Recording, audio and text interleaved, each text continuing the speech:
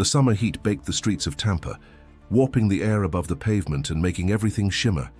Tom Brady leaned over the hood of a matte black Range Rover parked just outside a quiet suburban home. He'd borrowed it from a friend and now regretted it. Engine trouble, dead phone, and no one answering the door. He cursed under his breath and reached deeper into the engine bay with a wrench, sweat dripping from his brow. "Are you Tom Brady?" The voice was small, curious. He turned sharply. A girl, maybe 8 or 9, stood barefoot on the edge of the driveway. Her wild, curly hair caught the sunlight like copper wire. She wore an oversized t-shirt and held a popsicle that dripped pink juice down her arm. Tom straightened, caught off guard. "Yeah, that's me." The girl squinted like she was verifying his face against some mental image. "You look older in real life." He laughed despite himself. "Fair enough." "You need help?" she asked, stepping closer. He glanced at the mess under the hood. "Unless you're secretly an auto mechanic, probably not." She shrugged. "My dad was. He taught me a few things before he went away." Tom watched her for a second, then stepped aside. "All right then, boss. Be my guest." She hopped up beside him without hesitation, propping herself on tiptoes to peer inside. "Battery cable's loose," she said, pointing. "You got pliers?" He handed her the wrench instead. "Close enough?" She nodded and began to work, hands steady, fingers quick. Tom couldn't help but be impressed. "You've done this before." She smiled without looking at him. "Lots of times. Used to help my dad on Saturdays. He had this old El Camino that always broke down. He'd say, 'It's not about the car, it's about having time together.' I think he just liked watching me get greasy." Tom watched her. There was something about her tone, not sad, not angry, just hollow. "What's your name?" "Lena," she said, "short for Magdalena." "Well, Lena, I think you just saved me a tow truck call." She gave the wrench one last twist and pulled back. "Try it now." Tom climbed into the driver's seat, turned the key, and the engine roared to life. He looked over at her in disbelief. "You're amazing." She grinned, then stuck her hand out like a businessman. "That'll be $10. Tom laughed and shook her hand. "You drive a hard bargain." As she pulled her hand away, something glinted in the sunlight. His smile faded. On her thumb, too big for her small fingers, was a man's wedding band. Scuffed, slightly tarnished, but unmistakable. Lena noticed the shift in his expression and pulled her hand back instinctively. "It was my dad's," she said quickly. "He gave it to me before he didn't come back." Tom swallowed. "Where is he?" She shrugged. "I don't know. Army? Afghanistan, maybe? Mom never talks about it." He was quiet for a long moment. The sound of cicadas filled the silence between them. "Well," he finally said, "your dad must have been proud. You fixed my car better than most guys I know." She looked down at the ring, twisting it slowly. "He said it'd protect me, like he was still here." Tom nodded. "Sounds like something a good dad would say." A woman's voice called from inside the house. "Lena, dinner." Lena turned to go but paused. "You want to come in? My mom makes the best fried chicken in Florida." Tom smiled. "Rain check." "But thanks." As she disappeared behind the screen door, he stood there for a long while, engine still running but mind elsewhere. What was a child doing with a wedding band and a hollow kind of calm most adults couldn't fake? If you're as curious as Tom is right now, subscribe to the channel and leave a comment. What do you think happened to Lena's dad? Tom drove away slowly, the road blurring under the tires, but his mind stuck firmly on the image of Lena twisting that ring on her thumb. There was something off, something unfinished about her story. It clung to him like the humidity in the Florida air. He wasn't the kind of guy who dug into strangers' lives, not anymore. Football had taught him about boundaries, about keeping his own world contained, but as he pulled into his gated neighborhood and parked the car, her words kept echoing. "He gave it to me before he didn't come back." Inside, the house was cool and quiet. He tossed the keys on the counter and poured himself a glass of water, staring out the kitchen window. It wasn't just what she'd said. It was how she said it, like she'd recited that line 100 times, polished, detached. And that wedding ring. It wasn't just sentimental, It was armor. He grabbed his phone, which had finally charged, and Googled Tampa military deaths last 10 years.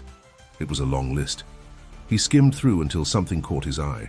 Staff Sergeant Marcos Vega, KIA 2019, Afghanistan. Survived by wife Angela and daughter Magdalena.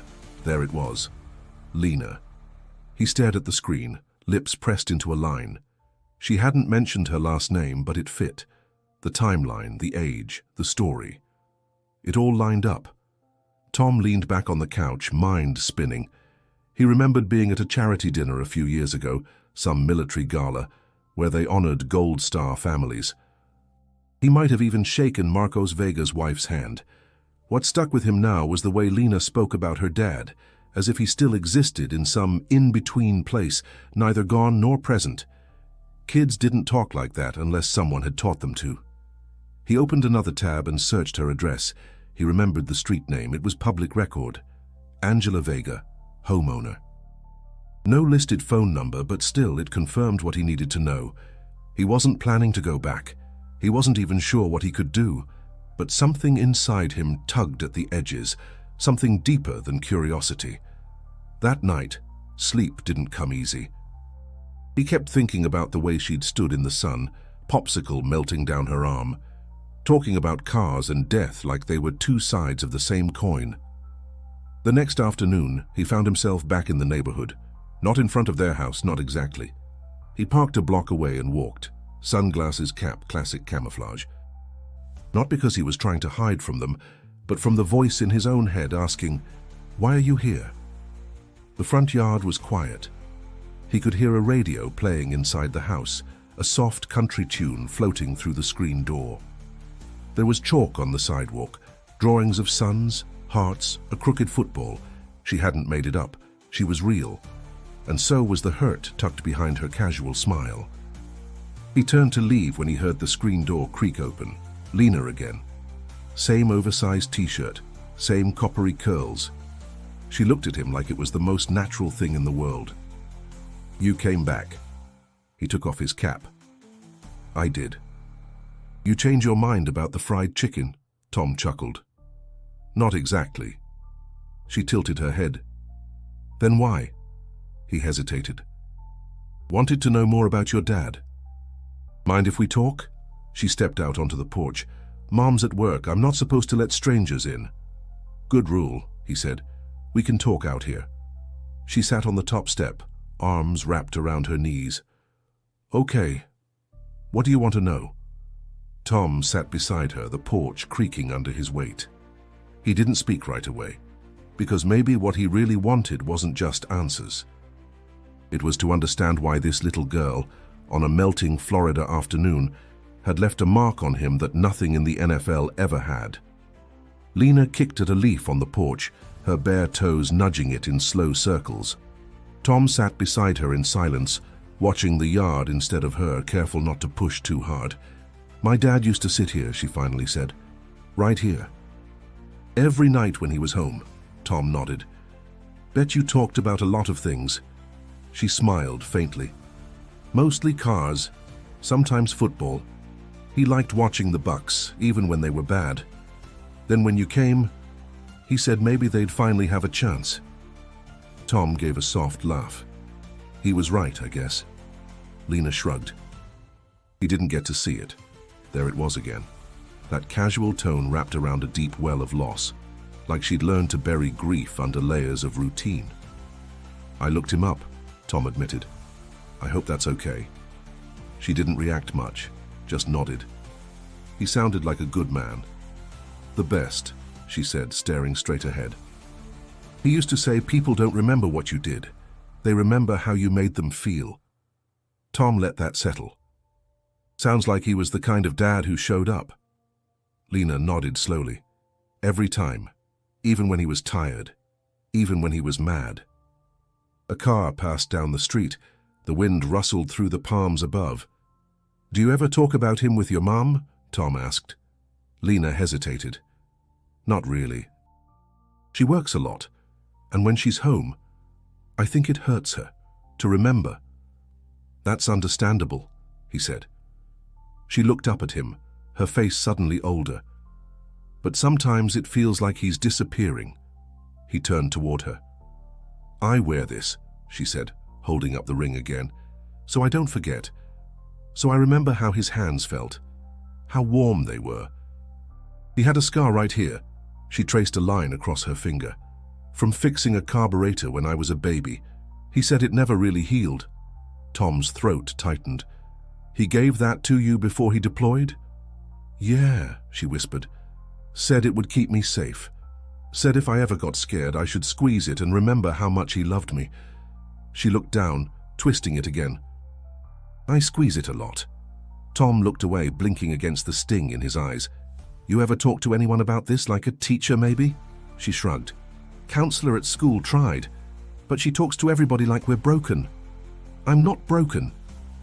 No, he said firmly. You're not. They sat in silence for a while. You know, Tom said, when I played football, I had this superstition. I'd wear the same pair of socks every game. Gross, right? Lena grinned. Kinda. But it made me feel like I had control, like no matter how big the stadium was, I had something that belonged only to me. She looked at the ring again, considering that. You still wear them? No, he smiled. Somewhere along the line, I realized it wasn't the socks. It was the people who believed in me. She nodded slowly. Maybe that ring's kind of like that, he added. Not magic, just a reminder. Lena leaned her head against the porch railing. Do you think he's proud of me? Tom's voice was gentle. I don't think. I know. Another pause. Then her stomach growled, loudly. They both laughed. All right, she said, standing. If you're not going to eat fried chicken, at least let me make you a sandwich. I make a mean peanut butter and banana. Tom stood too, smiling. Deal. As she led him inside, the house felt warmer than he expected.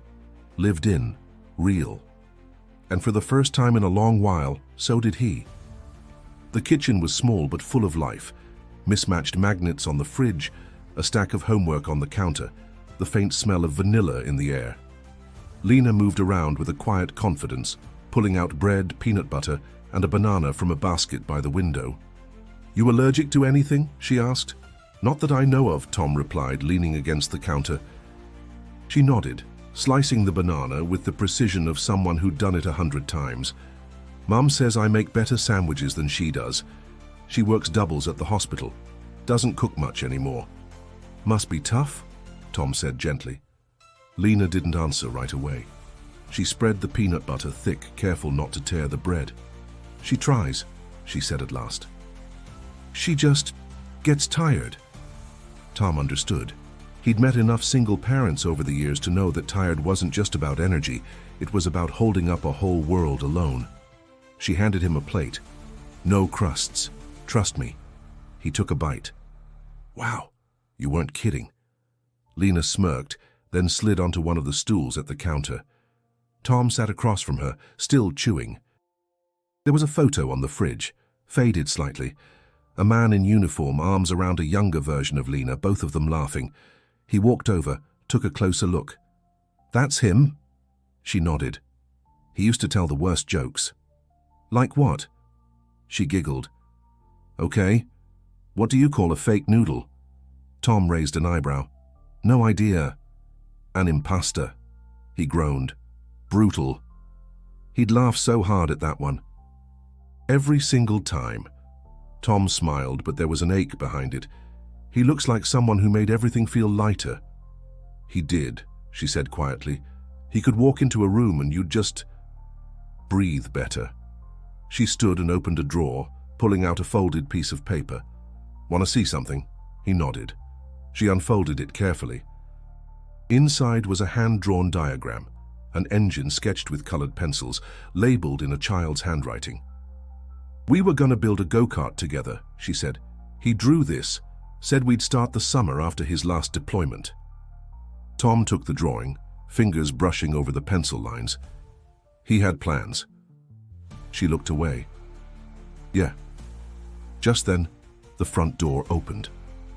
Lena? A woman stepped in, dressed in scrubs, her face worn with exhaustion. She froze when she saw Tom. "Hi," he said gently. "I'm Tom Brady." Angela Vega blinked, clearly trying to process the scene in front of her. "I know who you are. What are you doing in my kitchen?" Lena jumped in. "Mom, it's okay. I helped him with his car yesterday." "He came back to talk about Dad." Angela's posture stiffened. "Lena, go to your room for a minute, please." Lena looked at Tom, then obeyed. Angela walked slowly to the counter, setting down her keys. Her voice was low. "I don't know what this is, or why you're here, but my daughter doesn't need more strangers making promises they don't keep." Tom nodded. "I understand." "I wasn't planning on anything, really. She helped me. We talked and she told me about her dad." Angela's eyes softened slightly, but there was still distance. "She holds on to him. That ring, that drawing, it's how she stays close. But sometimes I worry she's stuck." "She's strong," Tom said. "But yeah, she's carrying more than most adults I know." Angela looked at the photo on the fridge, then at the drawing in Tom's hand. "She misses him," she whispered. "So do I. But we don't always know how to do that together." Tom placed the drawing gently on the counter. "Maybe," he said, "you don't have to do it alone." The sun was just starting to dip behind the bleachers, casting long golden streaks across the empty high school football field. Tom sat on the bench, sunglasses on, cap low, watching the crew finish setting up the charity scrimmage. It had taken some strings, but he'd pulled it off. A fundraiser for veterans' families, organized quietly, no headlines, no press. Just local families, coaches, and a few of Tom's former teammates who owed him a favor. On the sidelines, Lena stood with a football tucked under her arm, staring out at the field like it was a foreign planet. "Are you sure about this?" Angela asked, folding her arms beside him. Tom nodded. "She doesn't have to play, but I think she needs to be seen." Angela watched her daughter for a long moment. She used to come to every one of Marcos's base games. Sat on the cooler, called herself his assistant coach. Tom smiled. "Then she's ready." They watched as Lena joined a group of kids running drills, most of them older, bigger. She didn't seem to care. She was fast, agile, and didn't back down. When one boy tried to shoulder past her, she juked left and left him spinning. The crowd applauded. Tom stood and walked toward her. "Hey, QB1, he said. "You look like you've done this before." Lena grinned. "You ready to get shown up by a fourth grader?" He laughed. "I deserve that." She held the ball up. "Want to see the Vega shuffle? I don't even know what that is." "You will." On the next play, she sprinted up the middle, spun left, faked a pass, and cut across the field in a blur of wild hair and flying cleats. Tom couldn't help it. He clapped louder than anyone. Angela watched from the sidelines, her eyes glassy. "She's different," she said softly to the woman next to her. I don't know what he said to her, but something unlocked. After the game, the small crowd gathered around a makeshift podium by the field house. Tom stepped up with Lena beside him, her face flushed from running. "We set out today to raise money," he said into the mic. "But I think we got something better, reminders of what strength looks like, and it doesn't always wear pads and a helmet." He turned slightly toward Lena. "Sometimes strength looks like a little girl fixing a stranger's car, wearing her dad's wedding ring, and carrying more courage in her heart than most of us could dream of." The crowd was silent, then erupted into applause. Lena looked up at him, blinking in surprise. "Was that about me?" she whispered. Every word. Later, as the sky turned purple and people trickled home, Lena sat alone on the bleachers, still holding the ball. Tom climbed up and sat beside her. "You did good today." She nodded. "I wasn't scared, not once." "I saw that." She looked down at the ring, twisting it slowly. "You think he saw me?" Tom didn't answer right away.